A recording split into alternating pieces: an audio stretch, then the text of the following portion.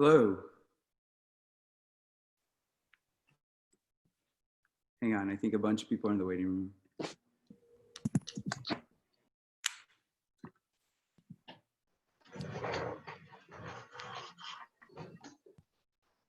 Hey guys. Hey Andrew.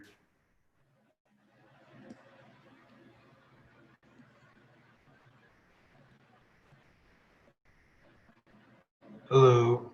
Hey, how's it going? Pretty good. I think everybody should be on in the next, I want to say 3 minutes, but I guess you can start right now. Yeah, no problem. Just give me 1 second. I'm gonna grab a book to raise this thing.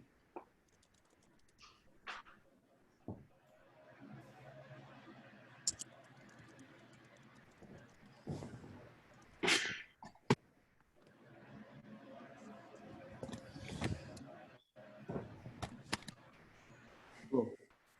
Oh, more people coming in. All right.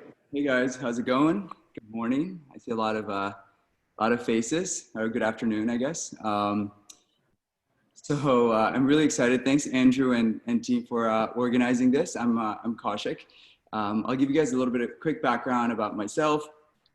And I think the goal of the session was really, I've done a few of these. And so, one of my goals would be to talk about my experiences in the industry so far, both in investment banking and private equity. And then I think also field a lot of your guys' questions.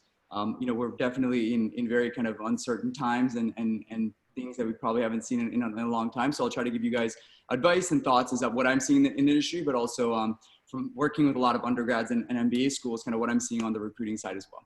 So hopefully that worked with everyone. Good to see everyone. Hope everyone's doing well. Andrew, anything else from your end before we kick it off? I think that's everything. Okay, great. So let me, I think we have a deck here, so I'm gonna share my screen. Feel free, by the way, I think just for housekeeping, like we're gonna try to cover a lot of different topics, be it, career success, recruiting, buy side, MBA, investment banking, PE. But if you guys have questions, definitely put it in the chat and we'll try to, I'll keep an eye out on the people there's people coming in to the meeting as well as the chat. One thing I'll invite you guys to do, you know what, we could do this later, but okay. So let me share my screen.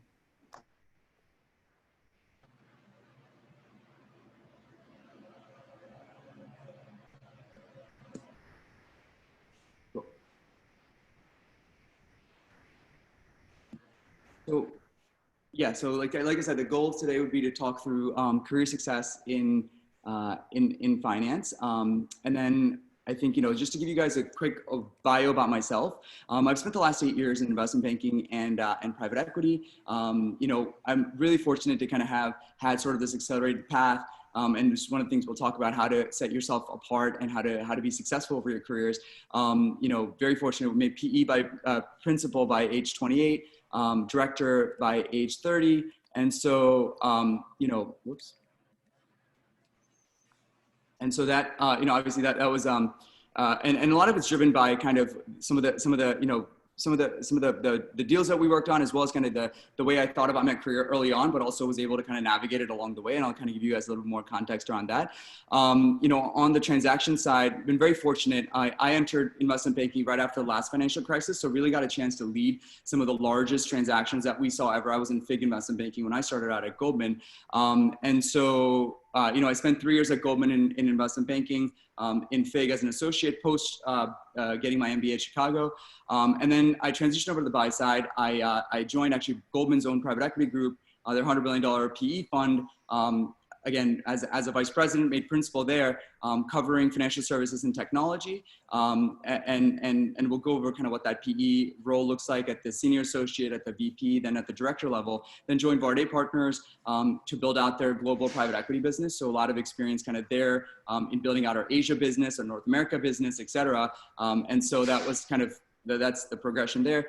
I mentioned to you guys, I started out my career, just to give you a little bit of context, I was going to go into investment banking when I graduated from undergrad, but because it was a financial crisis, my offer actually got rescinded. So I was like in a whole world of like trouble. So I went into management consulting, which in retrospect gave me a lot of different types of abilities and skill set. And we'll get into some of that as well. That has, I think, really helped me out in private equity in so many different ways.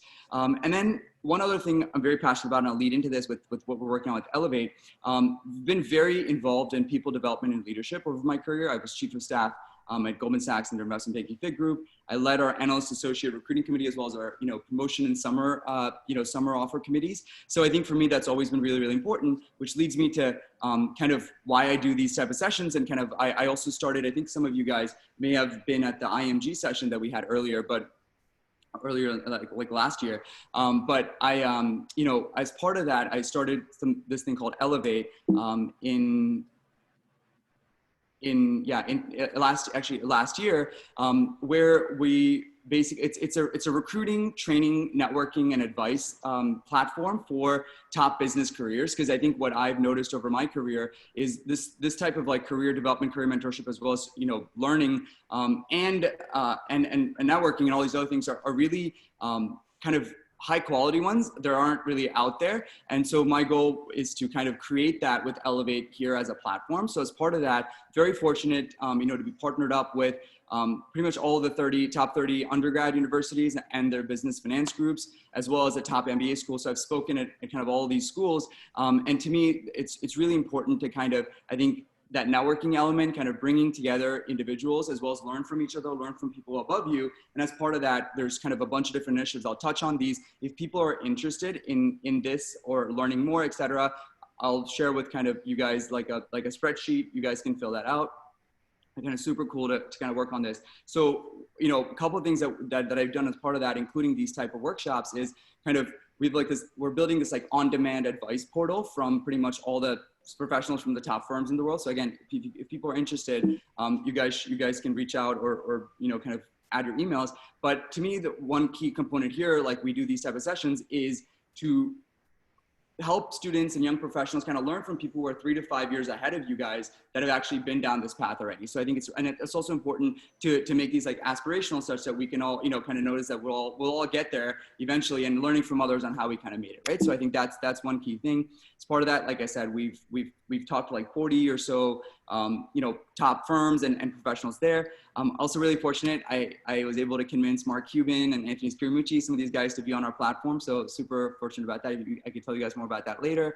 The second part is training. I think for me, it's really, really important to kind of, delve into that training. Andrew and I talked about it on the phone before, and it's like when we take these broad careers, there's like a lot of training out there on just recruiting, but can we take these broad careers and then give people an understanding of what it is to be in investment banking, or what it is like being private equity, or what it's like to be in venture capital, but then effectively be taught fully by professionals in the industry. So I've called up professionals from that I know to kind of teach this stuff, which I think has been really, really popular. Kind of hundreds of people have taken it. So that's been really cool.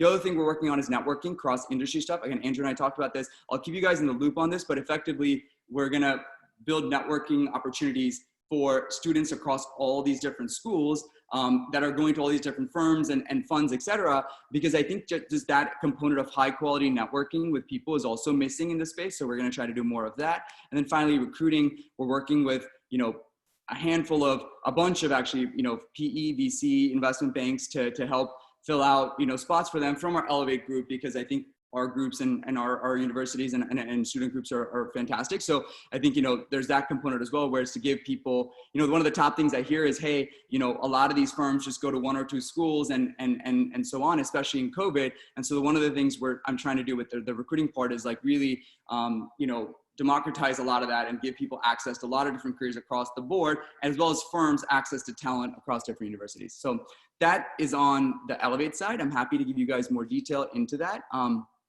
actually going to share with you guys, one second. There's the chat. Okay, cool. Hold on.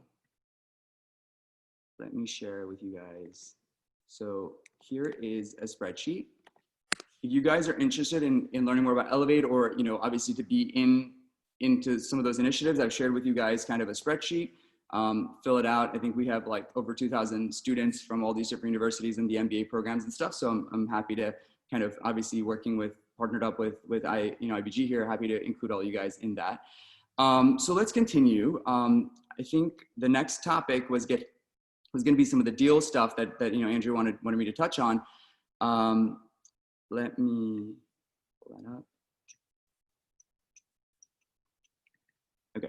So like I said, one of the questions I get asked a lot, right, is how did you get a chance to lead some of these deals or whatever. And I'll be honest, some of this was just being like right place, right time.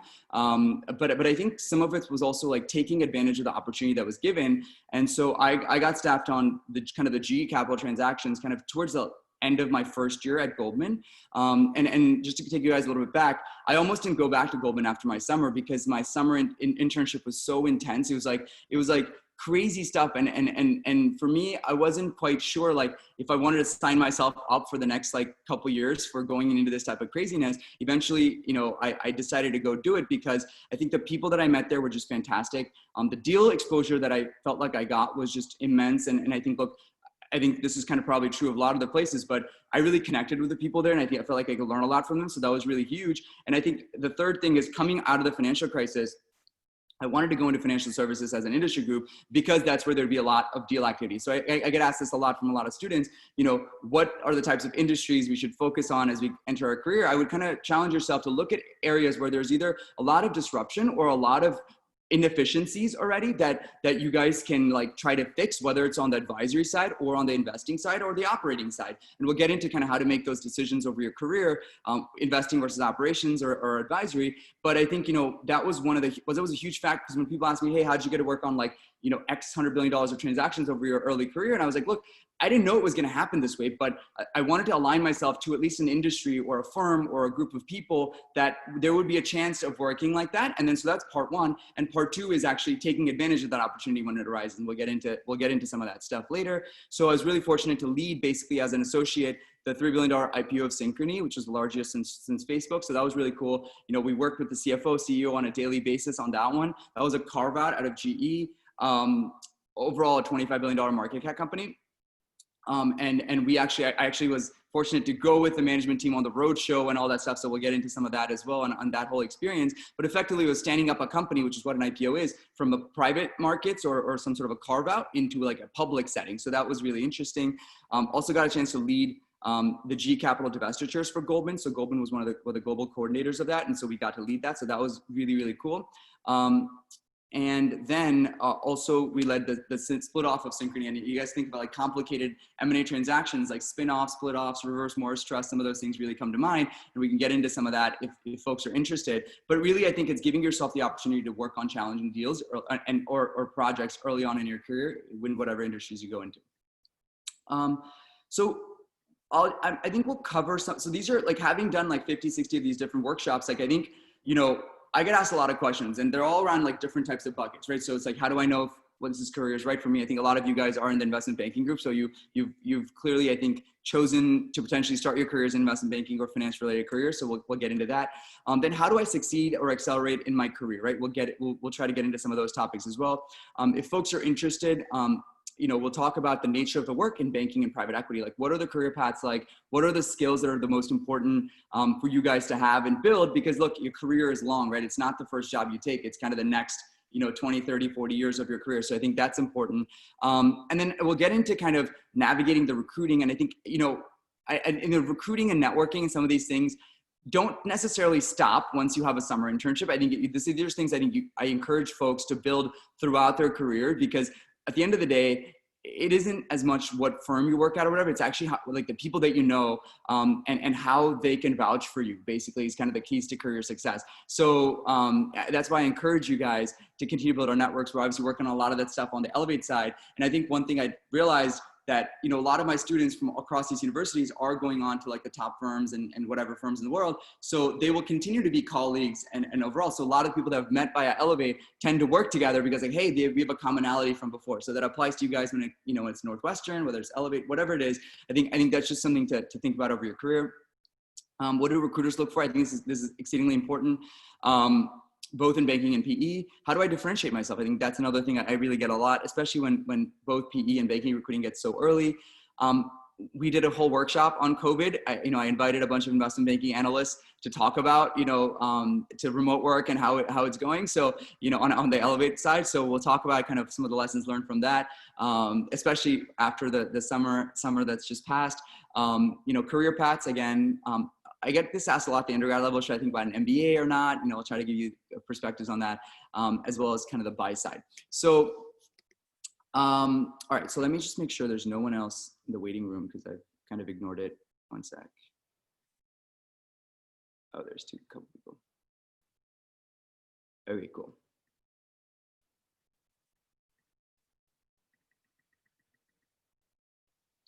Awesome. We'll go right back. I wanted to start off, and then I'll take your questions. What are some of the lessons learned for me, like over my career? And I'd say like the first one is, this is really hard. And I'd say this is the hardest part. And it's also something that we'll work on throughout the course of our careers, is the whole idea of kind of knowing and discovering yourself. And this is a journey. It starts with some of the internships work that you've done, some of the, groups you've been part of, and some of the work you've done in that context. But how do you really find that ideal career for you, and really try to focus on kind of what you are really interested in, but also where you can really challenge yourself, how you define impact, a lot of those things. So for me, I think that self-introspection is something a lot of people don't spend as much time on, that I think has just been really key to my own career success. And so I want to pass that on to you guys as just something to keep thinking about as you progress on, throughout your careers. The second thing is, I mentioned this earlier, like your first job is not your last job. And I think that's a really important thing to know, that your career journey is not linear.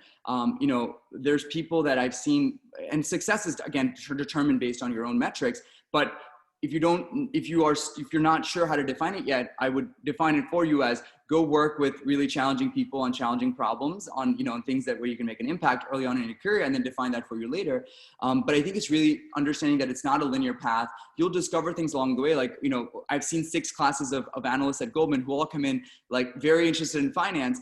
And maybe, half of them go to the buy side, and maybe a third of them go to another, operating companies. A third of them go to, venture, a third of them go to, startups, a third of them go to something else. So I think it's just a process of discovery that we have to be on. And I think this is just another important lesson learned. Like I mentioned about my thing, I was unfortunately lost my, my offer got rescinded, but, it kind of didn't deter me per se. I went into something else and then came back. So I think there's just kind of knowing that if there's something you want to do, just try to find ways to get into it.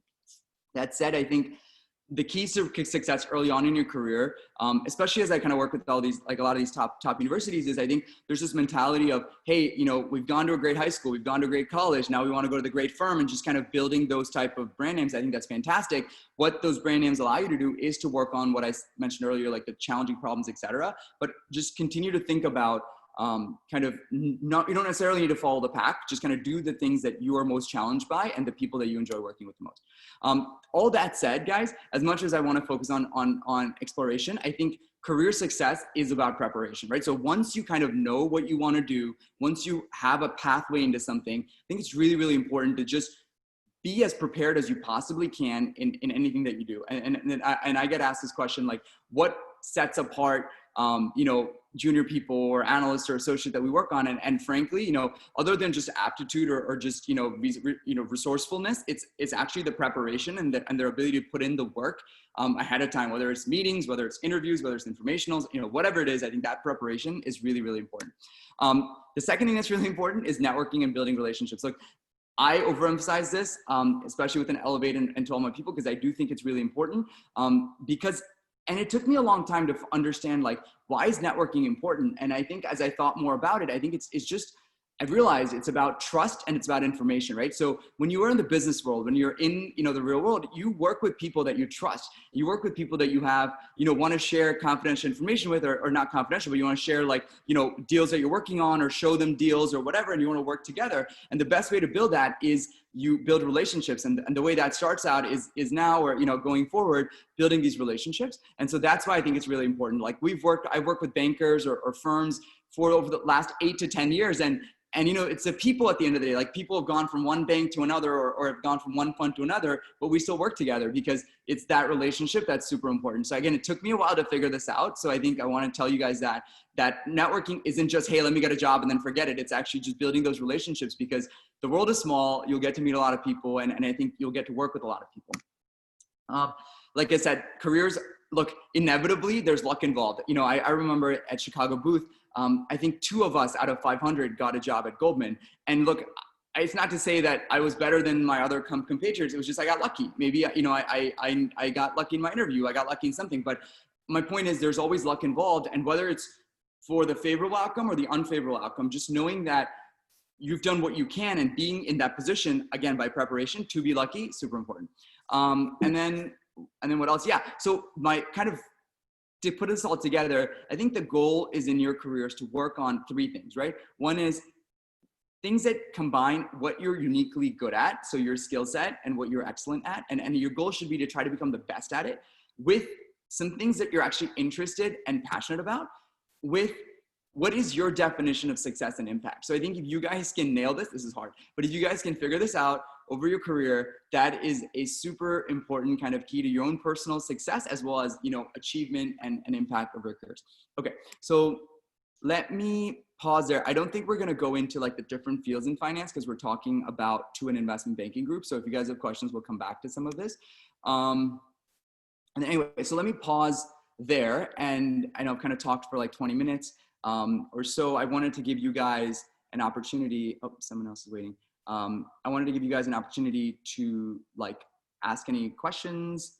And I do encourage, I thank you guys for filling this out. And also I was really happy to see a lot of you guys, you know, on LinkedIn, like, you know, already added me. So I'll get back to you guys, I promise, after the session, but I've just put in 2 other places where I think you can find us pretty easily. So I've added in my LinkedIn, so feel free to add me. And if you guys have questions or you know, advice, thoughts, whatever, I'll try to respond. And then on the Instagram as well. So for Elevate, we're building this, we're actually like pretty active on Instagram. So there you could find like all these AMAs or, you know, discussions with professionals, et cetera. So I'll share this on the screen as well. But yeah, thanks for filling this out as always. So let me open it up to questions from the audience.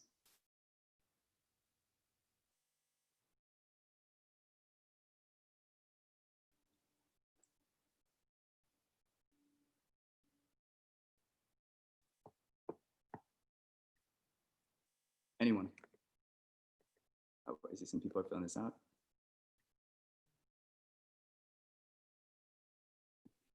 Okay. Hey, how are you? Hey, Cole, how are you? Doing well, thanks. Question about kind of being in a position where you pivoted careers. You know, personally, kind of pre-COVID had success recruiting in investment banking, got an offer, but since, you know, as COVID kind of unraveled, things have developed in a way kind of similar to you. I'm curious, kind of your advice transitioning maybe career perspectives or maintaining that open mind, as well as what you learned kind of being in consulting versus investment banking. Yeah, it's a really good question. So I think one thing, so yeah, I'll say this. Look, I think this year has been particularly challenging, right? So a lot of the students that I've seen through Elevate, I would say kind of the summer internships were all over the place. I think a lot of firms, there was firms in the past that haven't had that like bad summers, I gave like sub 50% offers, right? So I think there's definitely like that component going on.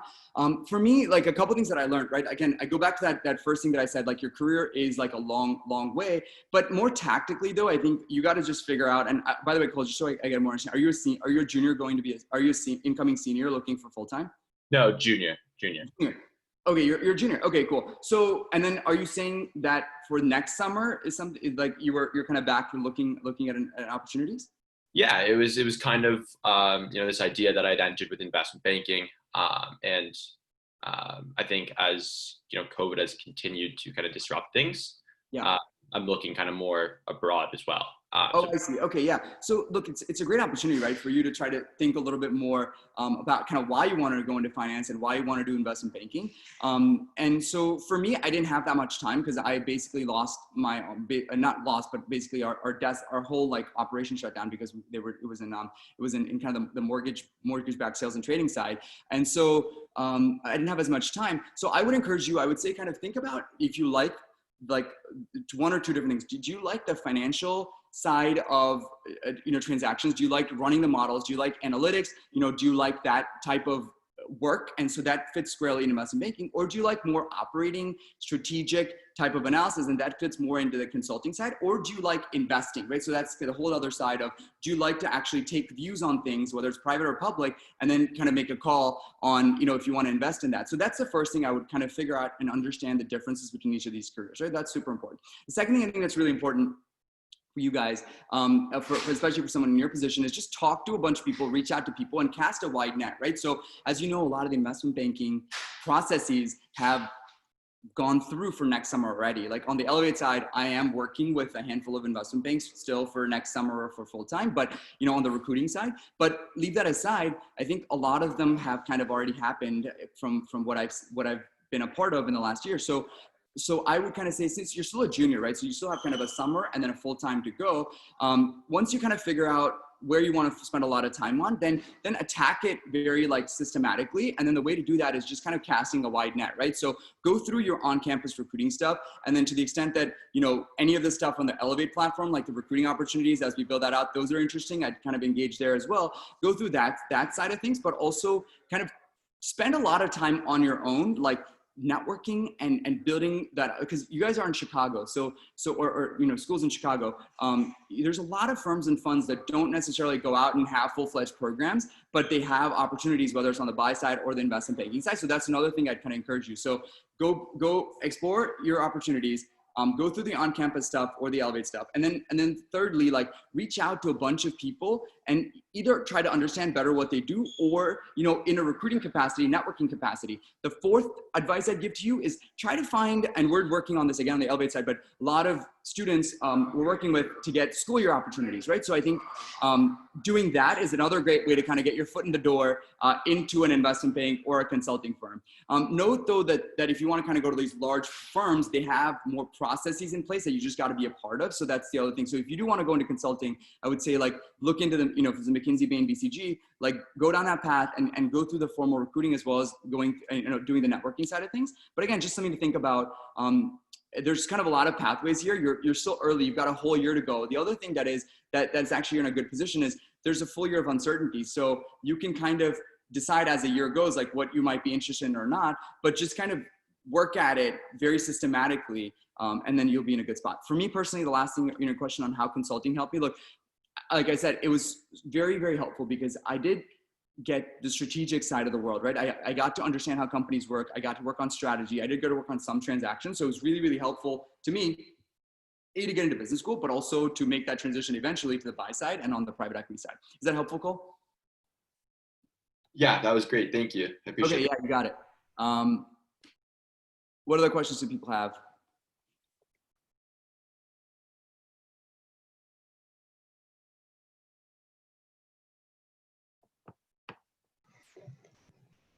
Hi, this is Yep. Yeah. Hi, this is Arashri. So I think I really appreciate what you said about exploring and kind of considering different opportunities. I think what I've maybe felt in the past is that what you do for your junior internship and even in some cases a sophomore internship in a way impact what you get for full time, and that kind of sets your career path.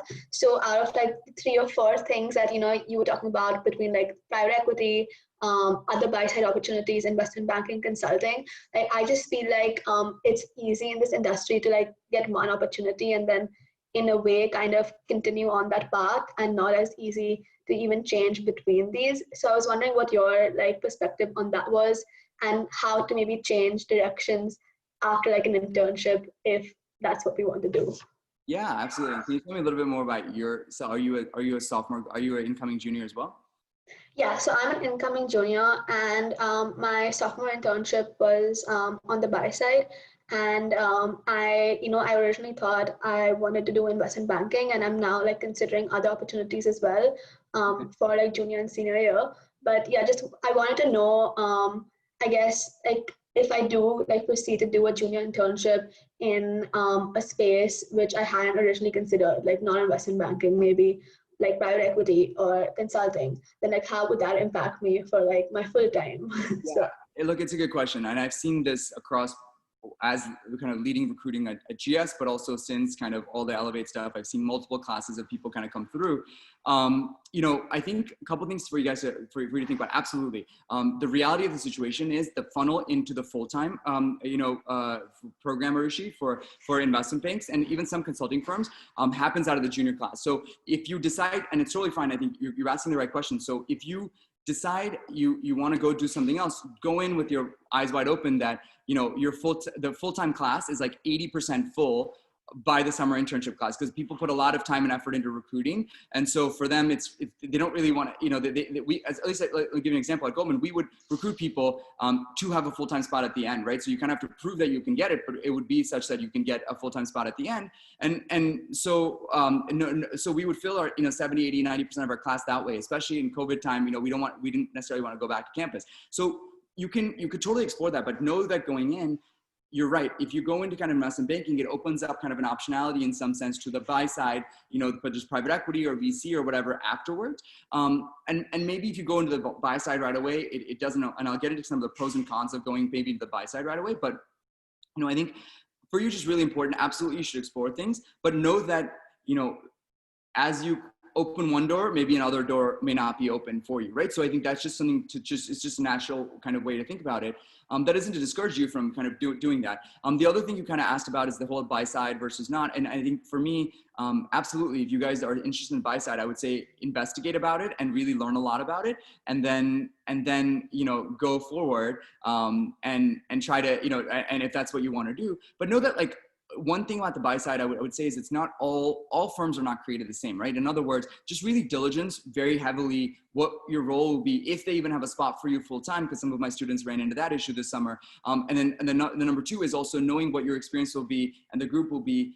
Really, you got to diligence that a lot harder full time, because again, there you're putting kind of all your eggs in that basket. So if you go to like a smaller or middle market PE or hedge fund, then kind of depending on that performance. So I would just say on the banking side, all for firms and experiences are very similar. On the PE side and hedge fund side or even VC side, they're all different and unique. So definitely diligence that. There's no right answer. And the last thing I'd say is don't put that much pressure on yourself to be like, hey, if I go down this one path, it closes the door. Like you have no idea. Like, like I said, I've spoken to, X hundred people at, a Wharton Business School or Harvard Business School. And so many people there, their stories are, hey, I started off in something. I realized that wasn't for me. I came to business school and I want to go down this. And actually, we did a whole session with Wharton just recently. And we did talk a lot about kind of, what is it about those careers that you like or you didn't like and why, right? So that was the whole session about kind of helping people figure out where they want to go. And so I wouldn't say, nothing, no doors closed or anything, but you're right.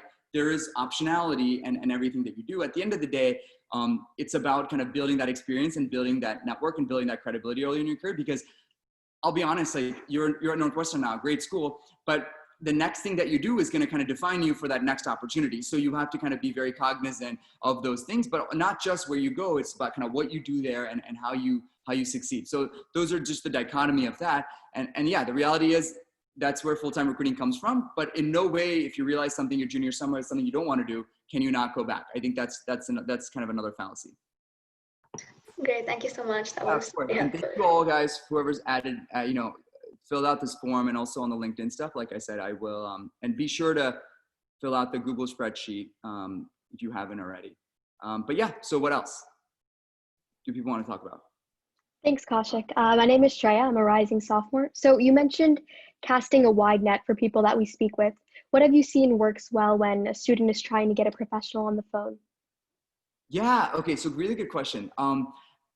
Okay, so can you give me like, have the things been working for you? And I'll give you my ideas. And look, this is like a networking part that actually carries on throughout your even when you're full-time, right? Because the minute you hit like a banking desk, or even in your senior year, you're sort of expected to be networking with people on the buy side if that's what you want to do. And I think those are even harder to get a hold of than banks. So I wouldn't discount this question for just the underclassmen, because it actually applies throughout. And even when you go to an MBA, it's all about now. I mean, the MBA, like, it's even more about networking. Like, it's like 1,000 people at HBS trying to get, 30 buy side opportunities. So it's even more. So I just say this isn't something it's a really important question. So let me ask you, what has worked for you and what hasn't?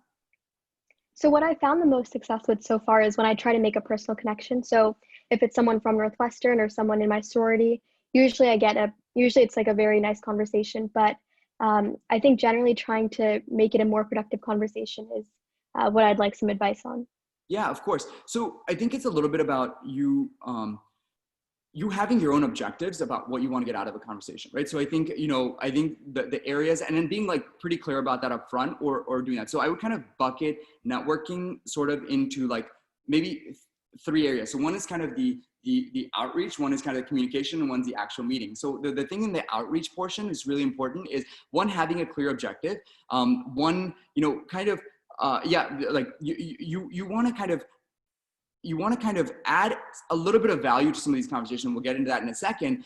But you want to kind of reach out to people with saying, hey, look, and as a sophomore, you're kind of in a great position. I tell all my students this, if people who are in the exploratory parts of their journey are more likely to get responses back because they're just trying to figure out more about what someone does, right? So as opposed to someone who's explicitly recruiting or something like that, I think those are a little bit harder. But my suggestion on recruiting has always been, so get back on that. Sorry. So one is around the outreach. One is around the messaging itself. And so actually, I didn't finish the outreach part. The outreach part, like I said, when you say cast a wide net, like some of the stuff you're talking about, right? You're alumni based, guys, and I say this to all my schools, but that's the most underutilized, I think, opportunity that you guys have. I feel like people just underutilized reaching out to alumni, et cetera. So I think, you said you're already doing that, but I just encourage everyone to do that. And then do that systematically. Like, you don't just do it when you're like right before an interview saying, hey, I have an interview tomorrow. Can you guys put in a good word for me? But I think it's just kind of building those relationships over time. But your objective so the one is alumni based. The other one is just kind of, you're saying like any zone of commonalities, right? Sororities, athletic groups that you're part of, etc. You'll be surprised how people want to help people that, want help or ask for help. So I think that's the other thing that really works. And then number 3 is just cutting your losses. Like when things aren't working, right? If you've kind of gone on this path and it's not working, cold emails aren't working, whatever, I just kind of say, kind of moving on from that. So outreach is that. And then the second thing is on the messaging. Look, this is where I think you got to find what works for you and sort of, be able to be willing to like change that if something's not working. I think what a lot of people do is they take the same canned email, send it out for 4 months in a row, and they're like, hey, I'm not getting any responses, right? So I think you have to sort of figure out what's been working, what's not in those emails and conversations, and then approach it that way. I think that is another thing that I think I found to be really important. And the way you get your point across is by just being up front with the objectives, being like, hey, I'm a junior, I'm a sophomore, I'm looking to learn more about your industry here. That's number 1. Objective. Number 2, connecting with them. Hey, I noticed that you've done X, Y, and Z. I am also thinking about this career, or I'm also really interested in the path that you took. Hey, how did you navigate this transition? Kind of the questions that you're asking me. I think that is more likely to get people to respond back to you. And then, so I think kind of a couple of those things I think are just becomes really important. And then third, like credentializing yourself, being like, hey, I'm part of this group. I'm a leadership position here. I'm doing this and that. So I think give them a reason to respond that you're actually like, you're actually like someone that's worth and not that you guys aren't, but I'm saying just give them a reason to respond more proactively. So those are kind of some of the strategies that I think work. And if something's not working or you're not getting a lot of responses, just change it up, but be willing to take risks, right?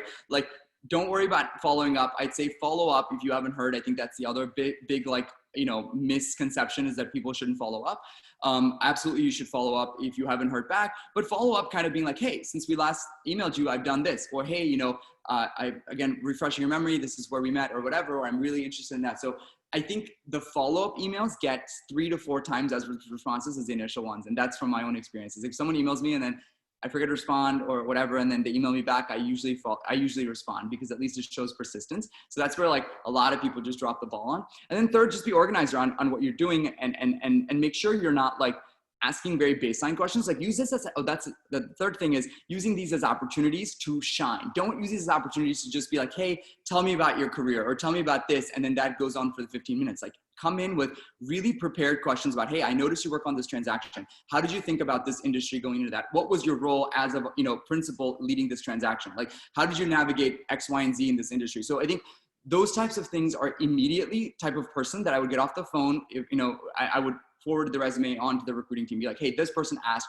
really solid questions. So, kind of every step of the way, I think is a chance to outshine and really put yourself in that position. So that's, again, my lessons learned from having done like 1,000 of these informationals, but also, now working with all these students on the other side of the world, kind of on the Elevate side. Is that helpful? Yep, that's really helpful. I just had one follow-up question. Do you think that like during these kinds of conversations, is there like more of an opportunity to talk about technicals, or should use the opportunity to ask questions about like career focused?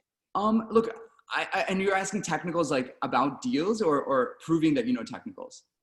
About deals, but then since you also said to like use it as an opportunity to shine, to show that you know technicals. Oh yeah. I wouldn't necessarily, unless it goes down that path and is like an interview, I wouldn't necessarily use these to be like, hey, I noticed that just an example, like you guys did this deal at, 10 times EBITDA, like how do you think about it? I think it's probably a little too soon and it's a little too aggressive in my opinion. But if you guys go down that path and be like, hey, I've noticed that, valuations in the healthcare IT space are crazy high right now. How do you think about that? How do you value those companies like that? I think that's fine. I don't think you necessarily need to, I think you can show your technical aptitude as well as, I wouldn't say technical aptitude as much as it's interest in the industry or interest in finance. I think you can demonstrate that in different ways than being overtly technical. I think like I said, you could ask about industry trends, you could ask about specific companies, or you could ask about, specific deals maybe even, but I wouldn't hesitate because that's like a very slippery slope because be like, oh, okay, what do you think this company should be valued at? And you're like, oh, I don't know, so I think, you just kind of navigate that a little more, tread lightly there, but I think it's still fine to show that you care and you're actually interested in these industries. Thank you so much. Of course. Cool. What else, guys? I see Andrew's question on the perspective around 2+2 MBA. I get asked this a lot. So this came up a lot when I was speaking at Penn with the undergrads recently. This came up a lot when I was speaking up, I think at a couple other schools already this fall. So here's my thoughts on a 2+2. Look, I think the MBA is kind of a tricky question, right? Let me start with the reasons for getting an MBA. I really think, you should if you fall in one of maybe 3 or 4 buckets. One is if you're looking to like career switch. So you're looking to go from one to the other, which is where I fell. Number 2, you need it for your job. So a lot of banks or PE funds or consulting firms, want you to go back to school when you reach kind of a senior associate principal level to go back so they can come bring you back as kind of a principal. And then number 3 is if you are kind of want to just do something different, entrepreneurial or kind of really grow your network or something like that. So I kind of say, 1 and 2 are really important. And then 3 is kind of like, you got to figure out the ROI on that for yourself. So if that's the objective of an MBA, my kind of answer to every student at the undergrad level, and granted, understand that I also am very close to all my MBA schools. So this isn't, no way like, saying you guys should get an MBA, but really understand why you want to go down the MBA path. And really, I don't think have a sense of that until you start working for a year or 2. Like the average age is kind of the top 7 schools is sort of like 4 to 5 years of work experience, right? So I think, and there's both spectrums of that. So I'd really say like, you don't know the answer to that yet. But to the answer question about the 2+2 program, look, I think a lot of people want optionality. It's super competitive, but a lot of people want optionality. So if you have time your senior year to apply for it, I'd say you should, but I think even when you apply for it, be crystal clear about what you want to get out of it. That's the biggest thing. Like I just, HBS round 1s were yesterday and I wrote, recommendation letters for a bunch of people. And so I think it was really important for the candidates to show, why they want to get an MBA. So that's the same level of sort of maturity. I think the adcoms are looking even out of the 2+2 people. So really try to put together a story for why an MBA, as opposed to just because, hey, I think it makes sense for my career. I think that's where you'll really outshine. So I think, 2+2s are great. It's all about kind of what you do with it. So if you get in, you have that optionality. Obviously people are deferring now, et cetera. So my suggestion is if you really want to do it, do investigate kind of why you want to get an MBA and if that's right for you. And if you think it is, then yeah, I think a 2+2 is a great way to kind of get your foot in the door. If you get in, great, you have that thing to work towards. If you don't, you know, oh well, you just kind of move on and kind of apply again when, you know, in a couple of years. So that's, Andrew, that would be my my opinion on getting one of the 2+2 programs.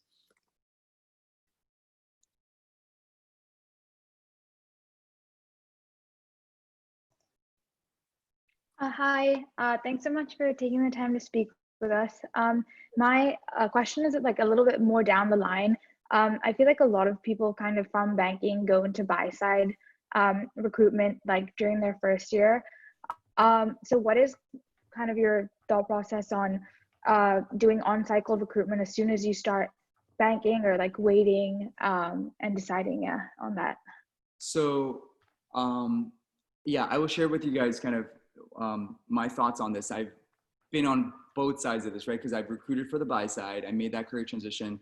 I've seen a lot of my analysts at Goldman recruit for the buy side. We've recruited buy side analysts on, you know, and on the private equity side. So I've kind of seen, and now with Elevate, I work with thousands of, you know, students, young professionals who are in that position, either recruiting or recruiting on the other side. And, you know, we are helping some of these buy-side firms recruit. So it kind of, I can give you perspective from all four angles, I guess, on this. So look, my thoughts are, at the end of the day, like, you know, kind of, you know, it's a little bit kind of like with the analogy of like this train, right? So this is kind of like the train is going, right? And it's going, and there's stops along the like university, you know, investment banking or consulting, buy-side, MBA, et cetera. So, you know, there's definitely sort of this like well-worn path. But, you know, you have to, again, go back to this a little bit, is that this year, because buy side, or last year that is, because buy side, you know, was so early for a lot of these people, so, you know, I'd say over 50% of the people from Elevate, who are now investment banking analysts at a lot of these top firms, decided not to recruit for buy side during on cycle because it's so early. It was like week 2, week 3. So for them, they felt like they just started their jobs. And so it's way too early to now like go do something else.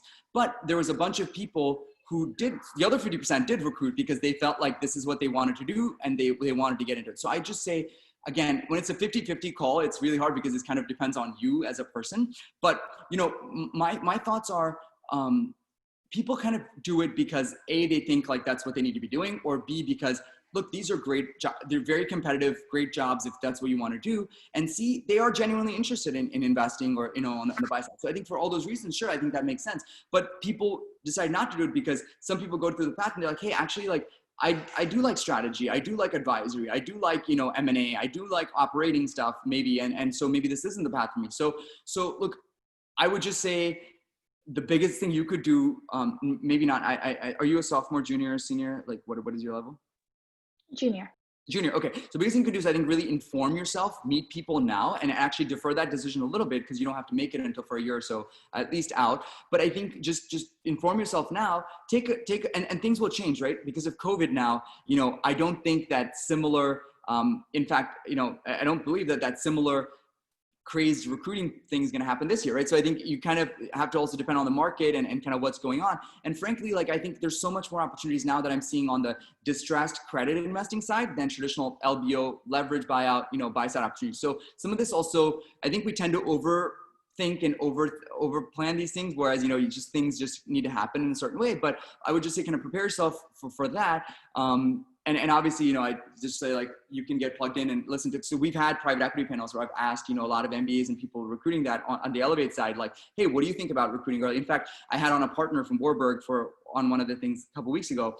And I asked him, like, do you think people should go to private equity right away? Like, what do you think about the timeline? He's like, look, I think, you know, and he has an interesting story as well, but he's like, look, it's a hard decision, right? Like, it's such an individual, and you're making a call for the next 2 years. Private equity is hard. Like, it's not, guys, the other misconception is, and I say this because, you know, as kind of a senior person in the industry, like I can say this, but like, it's hard. It's almost more challenging than investment banking at a junior level, right? So I actually think it is. So I don't think it's necessarily like, hey, you know, it's just going to be grass is greener. It isn't, right? It wasn't for me, and it isn't necessarily for everyone at that junior level.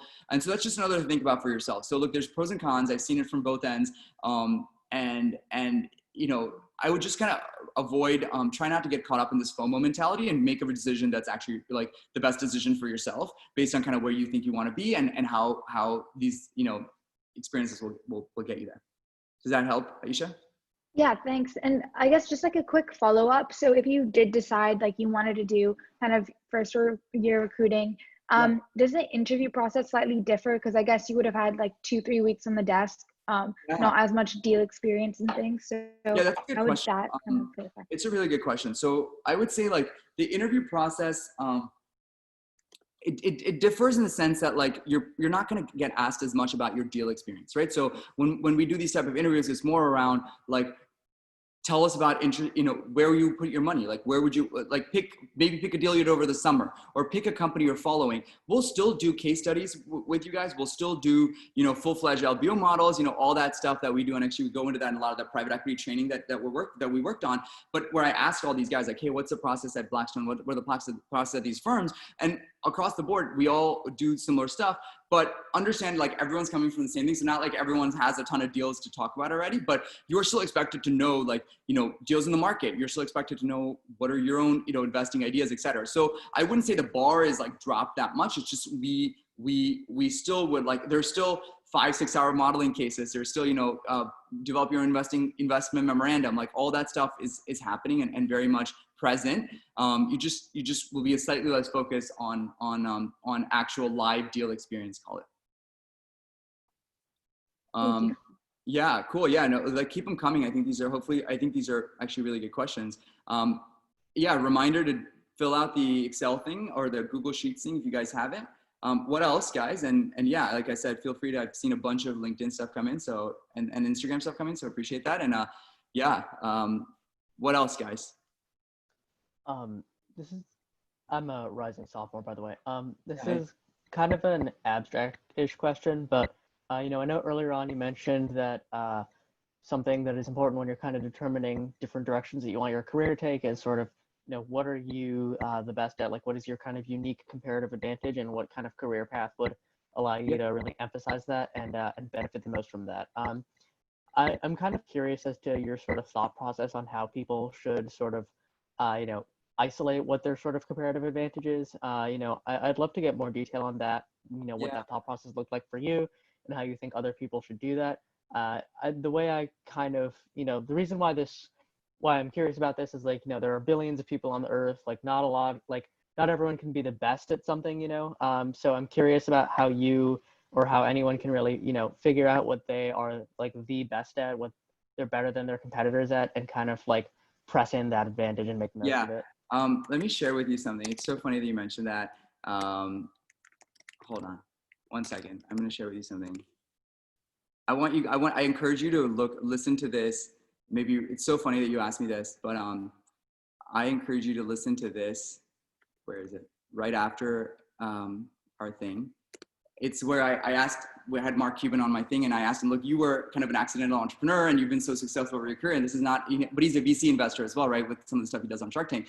And the question was exactly what you asked me, like, how do you, you know, be the best at what you do? Like, what do you, and I fundamentally, in a very, like, you know, from what I've learned, even over the 8 years, and granted, I've had kind of a very like accelerated path along the way to kind of where I'm at.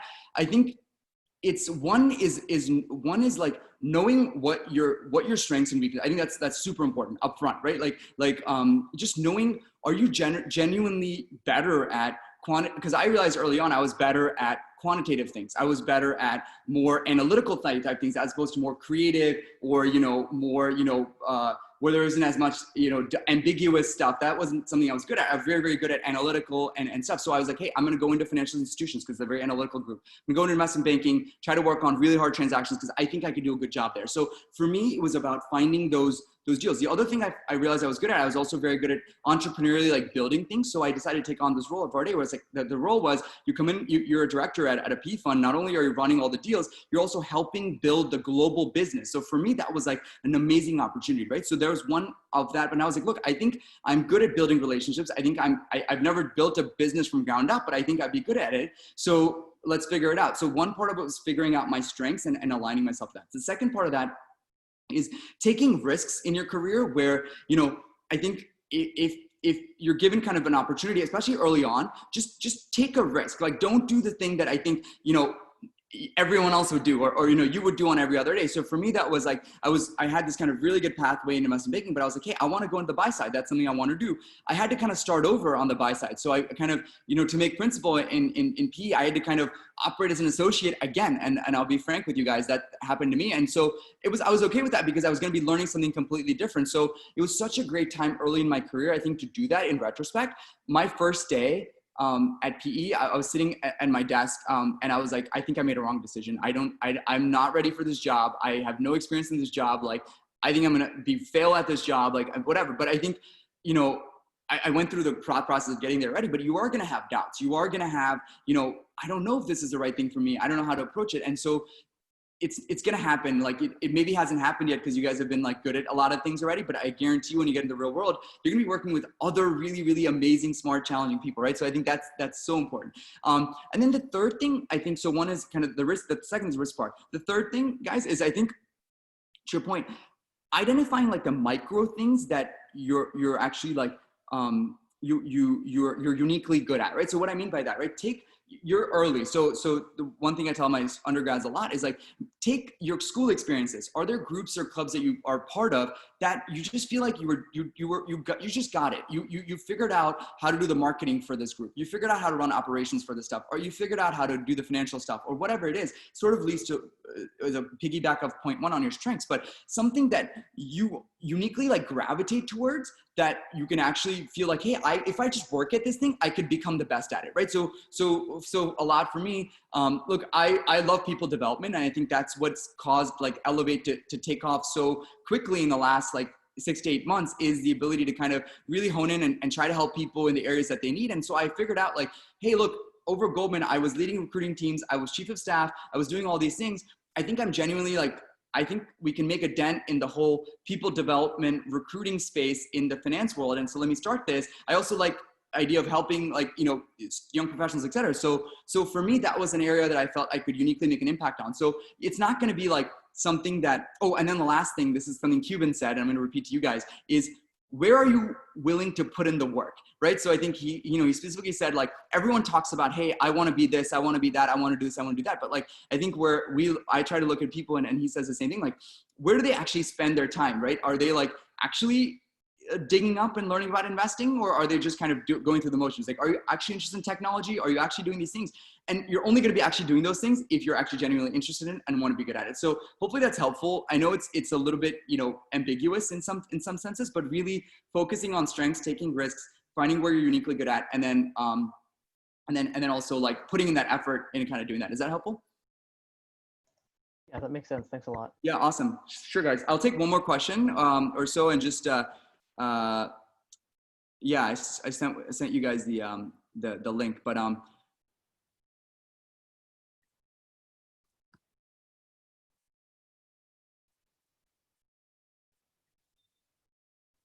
yeah, and so final reminder to you could just put this back. Oops, not that one. But yeah, what else, guys? Any other questions you guys have?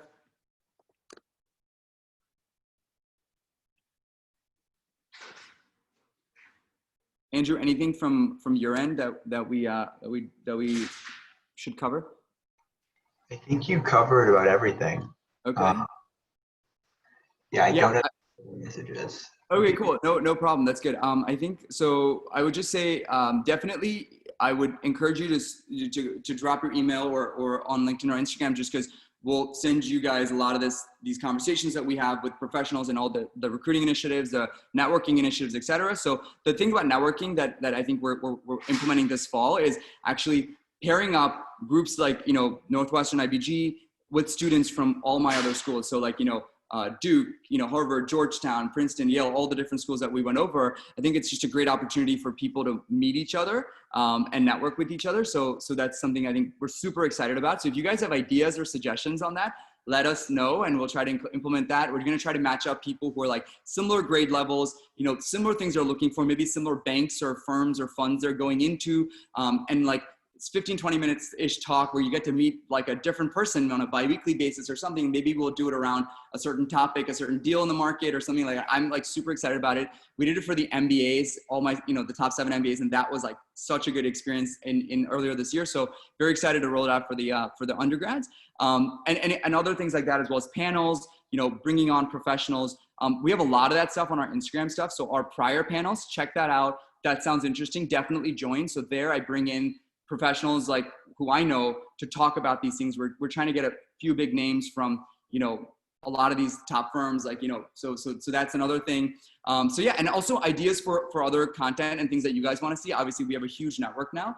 And if people are interested in like mentorship or things like that, reach out and see how we can kind of maybe connect underclassmen with people who are in the industry now, with bankers, et cetera, because a huge class of my Elevate people just went into the industry the last couple of years. So we're trying to, get that thing flowing. So anyway, so it was a great opportunity to, I enjoyed this a lot. Even though I went to University of Chicago, I won't hold that against you guys. I'm going to be back at Kellogg doing something later, but don't hesitate to reach out, guys. Andrew, thank you for setting it up. I wish you guys the best of luck.